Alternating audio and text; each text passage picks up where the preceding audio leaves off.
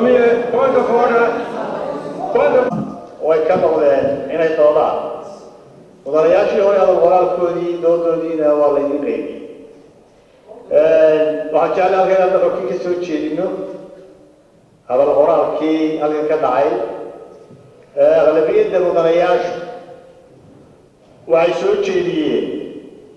in xeerkani aan lahayn kii rasmiga ahaa sidaa daraaddeedna la celiyo mudanayaasha inta kale waxay soo jeediyeen in sidiisa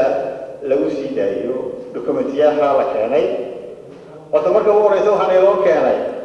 heshiis rasmiya mu ahayn sidii xukuumaddu ka sheegtay heshiiskaba dambaystaa ma aha waxaa la keenay 3 dokumenti ka koowaad waxa weeye memorandum of understanding intuu af ingiriisi bay ku qoran yihiin midna waxa weeye terms of sheet in respect of shareholders agreement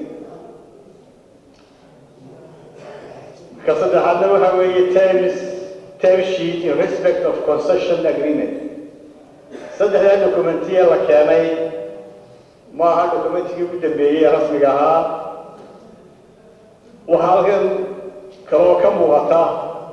إن صدق هذا الدوكومنتية يكون رأيه إن أنا لو بعضا يعني كمتراجي رسمي جاها هي أنا اللي قريب باين جاهي قولوا وينها أيها بعض يلا وعن سوتش ديننا يوم ذرياشو كوكيل الشعبية إيو بنت كل قرنكا لا أصطدي واجب كتاب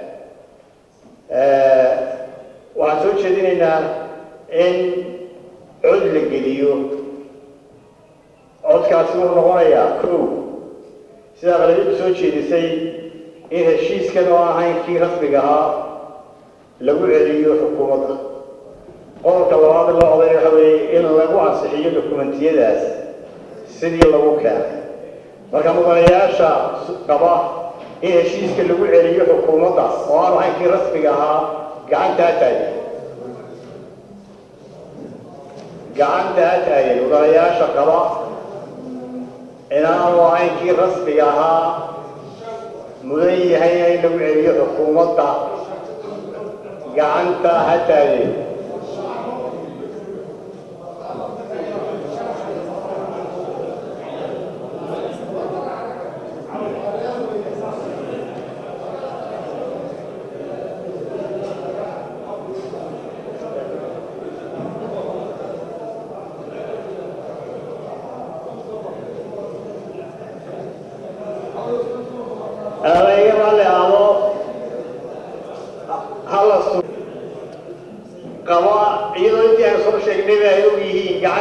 لو تعرف سيرة لباس هي قاعدة تاعي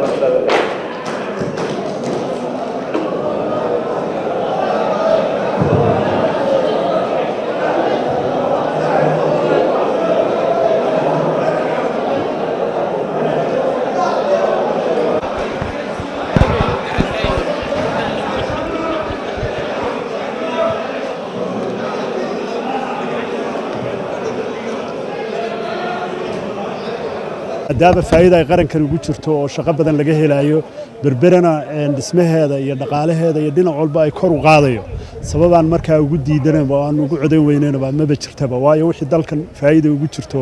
waa wax ku oola talabaad waa heshiiskii ugu horreeyey ee golaha la hor keeno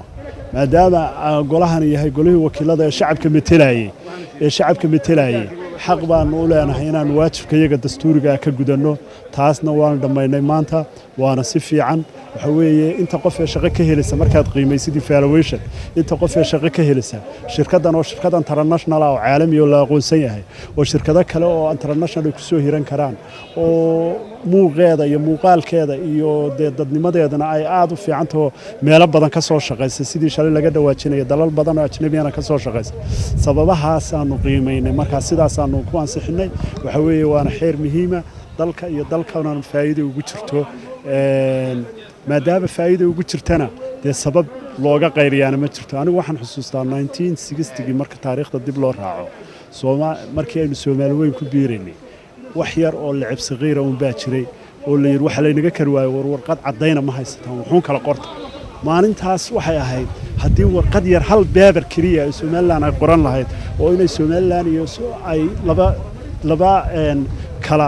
kala ahaa oo markaa isku biiraya ay kala ahaayeen haddii la heli lahaa ictiraafkan aynu maanta raadinayno